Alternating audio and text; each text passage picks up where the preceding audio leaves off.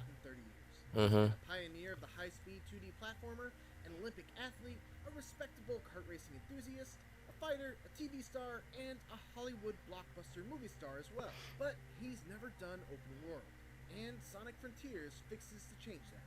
I was fortunate All enough to be right. one of the first people outside of Sonic Team to go hands-on with Sonic Frontiers, Also, you and with that bad I gotta gameplay. say, if you're worried about how the blue blur will fare in this unfamiliar genre, Uh huh. I think Crush 40 probably put it best. Open your heart, it's gonna be alright. So Amy and Son is now confirmed. I mean, we already knew about Amy confirmed. So Tails now confirmed. Went through this warp hole. Okay, so what else? Outset. After flying into a wormhole with Tails and Amy, Sonic finds himself separated from his friends and all alone on an isolated island, with nothing but an AI voice guiding him to collect the chaos. Quality still No ass. one for Sonic to bounce quips off of, no energetic Crush 40 soundtrack, just wide open fields as far as the eye can see. There's an air of mystery in Sonic Frontiers, and it's a vibe that's driven home even further by the beautiful yet minimalist piano melodies that accompany Sonic as he explores the island.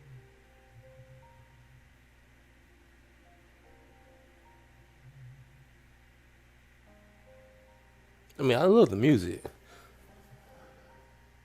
All of this is a very intentional choice.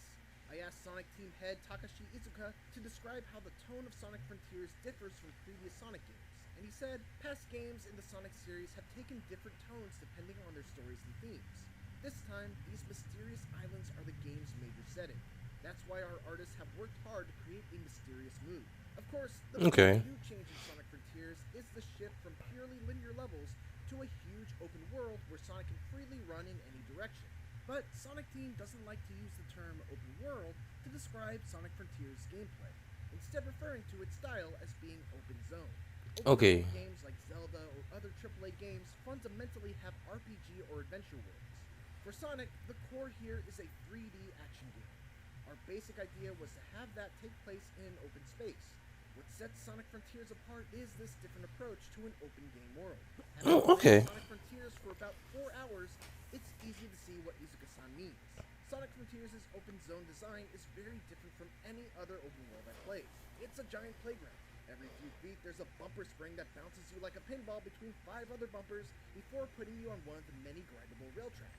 Or a speed ramp that sets you on a completely different They cut out trajectory that damn with other trace. collectible or rewards. I wonder why. Or a line of rings that you can light speed dash into. Essentially, they've taken that core appeal of every Sonic level having multiple paths that eventually loop back around to the main one and applied that to these giant non-linear open zones.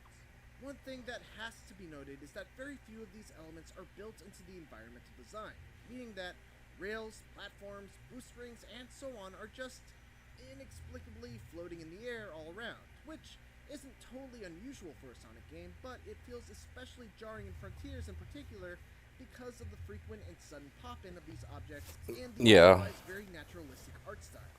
Of course, it's worth emphasizing that this gameplay and the version that I played were from an early build, but this is definitely an area that I would hope to see improvement. Told. I've said it so many times. Like I knew it was. I knew it was an early damn build. A lot of people keep on saying it's the freaking final project. Beyond that, there are also a wide variety of puzzles and challenges that are littered throughout the zone, and completing them is how you uncover sections of your map. Most of these are very simple, requiring you to orient the statue the correct way, quickly hop back and forth between colored tiles, Ooh. or use Sonic's new side loop ability to draw circles around certain objects in the environment to interact with them. The best ones, though, are the races against the clock where you have to get from point A to point B in a limited amount of time. The openness and flexibility of Mmm. the design makes straightforward races like these a ton of fun, because you have to try and improvise a path to the end that might not be immediately obvious. Okay, Sonic's new tricks. All right. There are some exceptions, but combat in traditional Sonic games generally isn't a thing that goes much deeper than jumping, rolling, or using a homing attack into enemies at the right time.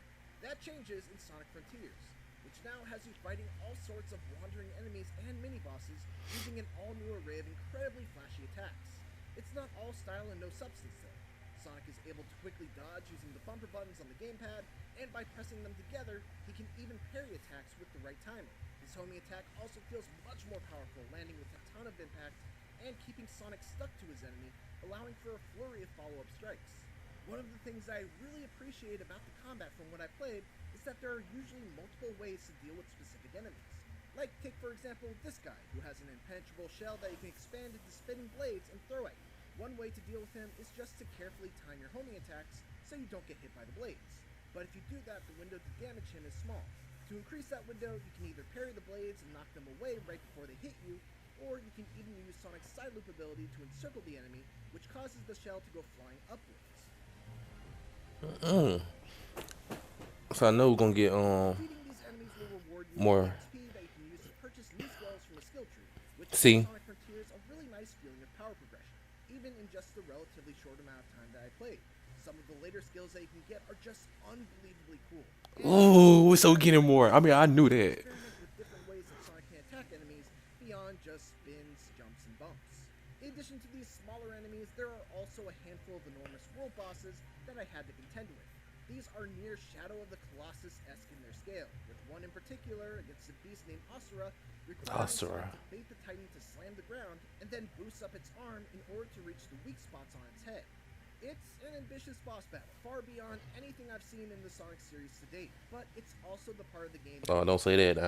Far too often, I'd fly off We the fought Dark Gaia now. bosses, Don't say and that. top, for some reason, lack the momentum needed to actually reach the head. Sonic must hunt down and defeat these bosses in order to collect the little gears, which opens Oh, bro, you saw he just. Oh, that's dope. stages, done in the style of previous Sonic games, giving Sonic Frontiers a nice mix of both old and new styles. These classic levels each come with a handful of optional goals, like beating the level under a certain time, collecting all the red rings, and so on, with each goal rewarding you with a vault key, which are needed to unlock the coveted Chaos Emeralds. Oh. Sonic Frontiers is an exciting step forward for the Mmm. Sonic series into uncharted territory, and based on my time with it, Sonic Team seems to have hit upon a winning formula. There's certainly still work to be done before it's released during the Yeah, I holidays. hear that. There's a lot of Come distractions on, bro. in, there's a fair amount of bugs still Give the to game a squash, game a and the chance. big boss fights could do with some tweaking. But ultimately, my time with this early build answered the one question I had on my mind. Will Sonic's one-of-a-kind gameplay translate into an open world? The answer is a resounding absolutely. Thanks for watching and tuning in to Okay. Sonic Frontiers coverage as part of IGN Bro. First. And for everything else, keep it here on IGN. Oh my god, that is so dope. That is so dope. I've been saying this for a hot minute that this game felt like it was in the early state, early build. But you know, got people on Twitter crying and whining about oh, this game gonna suck. Sonic 06 2.0 saying this game gonna sink with forces. And I seen a lot of people just complaining about how this is basically the final project of the game. We heard it from we heard it from the dude himself. Like, it plays common sense and some things what we saw from the combat trailer that we knew it has to be an early build. But to me, I'm excited, and this is gonna be my first time dealing with like games like this. Cause like I told y'all, I'm not really into the whole open world kind of thing. But he did say it's more of an open zone than a world. So oh my god, this is gonna be interesting. We got Sonic, Tails, Knuckles, and Amy. The whole gang is here. It's like Sonic Adventure all over again. But the fact that we saw a little of the prologue with Knuckles and how everything is, and we saw him on Angel Island. I think was it Angel Island? I think it was. Don't hurt me. But we just saw the Master Emerald as well. Thunderstorms in the background, raining, and all that type of stuff. So it made me wonder more, right? And whatever happens to Amy, and we don't know what the hell Tails is. So this gets me wondering, like, ooh. But it also confirmed that the Chaos Emeralds are here. So this made me wonder, like, oh, Super Sonic? And oh my god, and we know Eggman is here as well. Oh my god, it's so much things to digest. Oh my god. But I cannot wait for this game. I really can't wait for this game. I can't wait. I can't wait how the final product gonna be.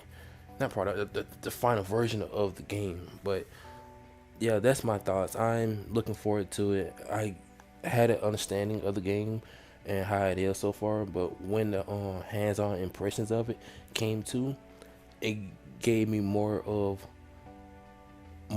a another reason why I'm excited for the game to come out. And we still got more news upcoming for Sonic throughout June. So yeah, that's also really great to hear. I mean, it's great to have your opinion, but it's at the exact same time, don't cry about it on and so and so. But other than that, I'm looking forward to this. So yeah, that's my reaction to the hands-on impressions. And wherever the next update is, I will be here to react to it. So I'll see you guys next time. Peace.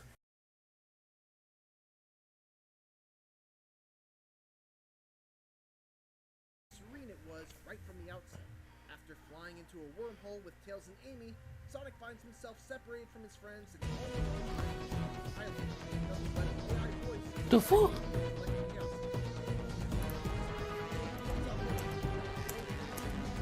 What is that?